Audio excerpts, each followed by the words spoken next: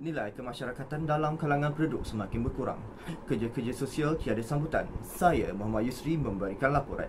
Berita pertama kita pada pagi ini bentuk bantuan sosial ketika pandemik COVID-19. Penyampai kami Puva ada laporannya. Terima kasih Encik Yusri daripada studio utama. Kini, negara kita mengalami pandemik COVID-19. Apakah bentuk bantuan-bantuan sosial yang dilaksanakan?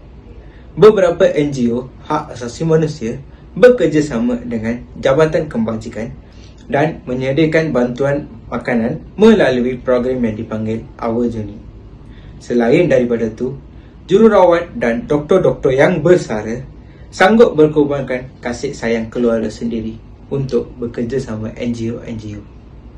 Tanpa melupakan NGO-NGO lain yang sungguh berusaha untuk menderma keperluan bahan masak bagi individu yang memberi sokongan melalui atas talian. Terima kasih. Adakah negara kita akan mengatasi pandemik COVID-19? Ayo bekerjasama hentikan rantaian COVID-19. Kembali semula ke studio utama. Terima kasih. Terima kasih Puva. Seterusnya adalah berita penyampaian bantuan pakej peranti siswa. Penyampai kita Aishwarya ada laporannya. Terima kasih studio utama. Jadi saya Ishwarya Sega nak ingin bercakap tentang pakej peranti siswa keluarga Malaysia. Apa itu pakej peranti siswa keluarga Malaysia? Iaitu adalah satu inisiatif kerajaan dengan kerjasama syarikat telekomunikasi terpilih untuk membekalkan sebuah peranti tablet pada setiap pelajar B40 di institusi pengajian tinggi iaitu IPT.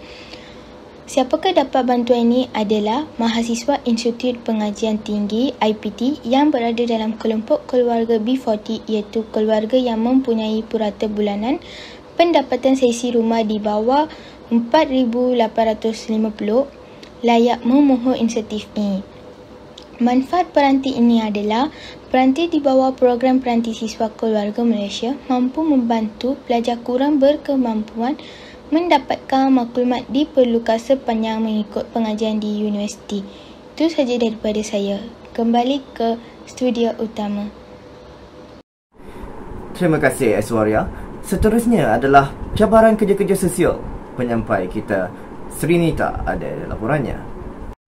Terima kasih kepada studio utama. Saya Srinita Maniwanan dan saya bercakap tentang cabaran kerja sosial dalam menjaga alam sekitar.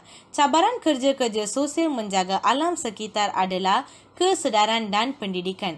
Kerja-kerja sosial perlu mempromosikan kesedaran dan pendidikan terhadap masyarakat tentang kesan buruk yang dihasilkan oleh aktiviti manusia terhadap alam sekitar. Contoh program pendidikan yang boleh dilakukan adalah kempen Satu Malaysia Bersih. Seterusnya, perlindungan hidupan liar. Banyak spesies flora dan fauna terancam oleh pembangunan manusia, pembalakan haram, pemburuan haram dan perubahan iklim. Oleh itu, kerja-kerja sosial perlu mempromosikan pengurangan pencemaran dengan mengadakan program makanan hijau dan kempen pengurangan penggunaan bahan plastik.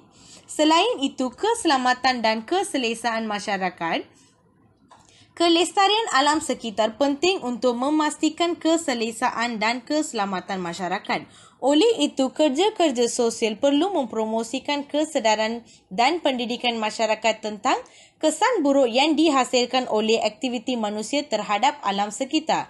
Contoh program yang dilakukan adalah pengurangan penggunaan bahan kimia, mengadakan aktiviti program pemuliharaan habitat hidupan liar.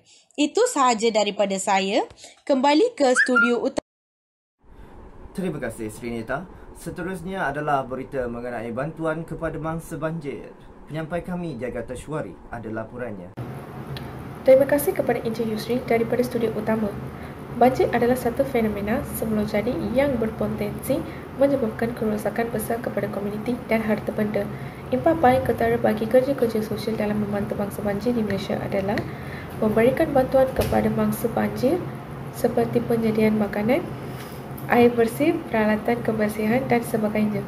Ini membantu mangsa banjir untuk memenuhi keperluan asas mereka dan menjamin keselamatan dan kesejahteraan mereka.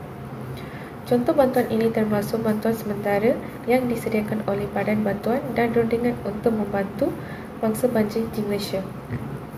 Selain daripada itu, kerja-kerja sosial juga membantu dalam pemulihan dan pembangunan semula komuniti yang terkesan oleh banjir.